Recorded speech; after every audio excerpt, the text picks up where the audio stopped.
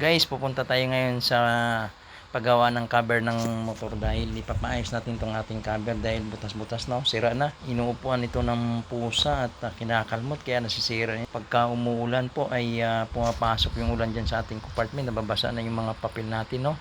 Kaya kailangan natin na ipapaayos yan, no? At bago po ang lahat, please paki-subscribe, like and share po sa atin. Thank you po, and God bless us all. Guys, nandito na po tayo sa 10th Avenue. Dito tayo magpapagawa ng ating cover ng ating upuan ng ating motor. Ayan. Ayan na napili natin, black, no? Papakabit na natin 'yan. Dito po sa ating pinuntahan na shop ay marami pang iba silang parts ng mga motor na binibenta. May mga gulong, may mga mags, lahat ng kailangan mo parte sa motor parts ng dyan sa kanila lahat, no? Ito lang yan sa may 10th Avenue. Ayan. Kompleto po sila dyan lahat.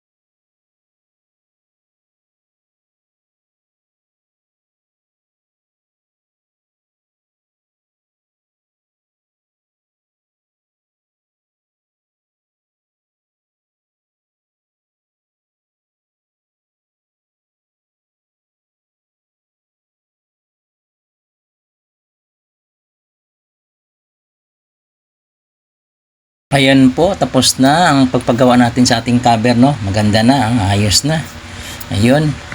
Ano na ni Kuya, binabalik na niya yung mga tinanggal niya kanina, kinakabit na. Ayan na, tapos na po. Total, nandito na tayo sa 10th Avenue. Sinamantala ko na yung pagkakataon. Bumili na rin tayo ng bracket ng ating motor para sa ating cellphone, no? Para may lalagyan tayo sa ating cellphone. Ayan. Ang presyo niyan 600, na tawaran po natin ng 550. Bagong modelo daw yan, matibay yan. Kahit lumulubak-lubak, hindi lumuluwag. Maganda siya, ang heavy duty siya. Ayan, kinakabit na ni Kuya. At may babayaran na natin yan at okay na. Napagawa na natin yung upuan at ito ay nakabili na rin tayo ng bracket at sa ating cellphone kasi nasira yung bracket natin eh. Lahat po ng ginastos natin sa upuan 300 pesos. Tapos bracket ay 550, total of 850 lahat.